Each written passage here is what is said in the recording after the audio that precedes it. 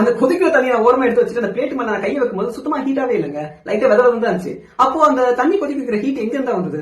ஆக்சுவலா அந்த பிளேட் இருக்கு பாத்தீங்களா, இண்டக்ஷன் ஸ்டவ் பிளேட், அது வந்து ஒரு செராமிக் பிளேட். அதுக்குள்ள வந்து ஒரு காயில் வச்சிருப்பாங்க, காப்பர் காயில். அந்த காயிலுக்கு வந்து கரண்ட் சப்ளை பண்றாங்க. ஓகேங்களா, இந்த மாதிரி ஒரு காப்பர் காயில் கரண்ட் சப்ளை பண்ணா அந்த காப்பர்ல இருந்து ஒரு மேக்னெட்டிக் ஃபீல்ட் எமிட் ஆகும். இந்த மாதிரி ஒரு மேக்னெட்டிக் ஃபீல்ட் நம்ம இரும்பு பொருளை வச்சா அந்த இரும்பு பொருளுக்குள்ள கரண்ட் ப்ரொடியூஸ் ஆகும். சோ இரும்புல வந்து ஒரு கரண்ட் ப்ரொடியூஸ் ஆனா அது கண்டிப்பா ஹீட் ப்ரொடியூஸ் பண்ணும். அப்படி பார்த்தா என்கிட்ட இருந்து இந்த மேக்னெட் இருக்கு, இதுல இருந்து மேக்னெட்டிக் ஃபீல்ட் வந்துட்டு இருக்கு. ஓகேங்களா, இப்போ இங்க வந்து நான் ஒரு இரும்பு கம்பி எடுத்துட்டு வந்தா இந்த இரும்பு கம்பி ஹீட் ஆகும் இல்லையா?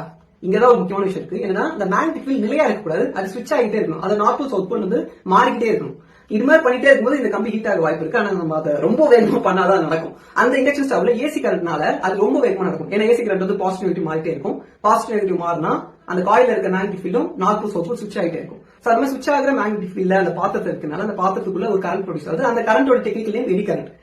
அந்த எடி கரண்ட்னால அந்த பாத்திரம் ஹீட் ஆகுது. சோ அந்த ஹீட் வந்து அந்த பாத்திரத்துக்குள்ள இருந்து தான் ரெடியூஸ் ஆகுது.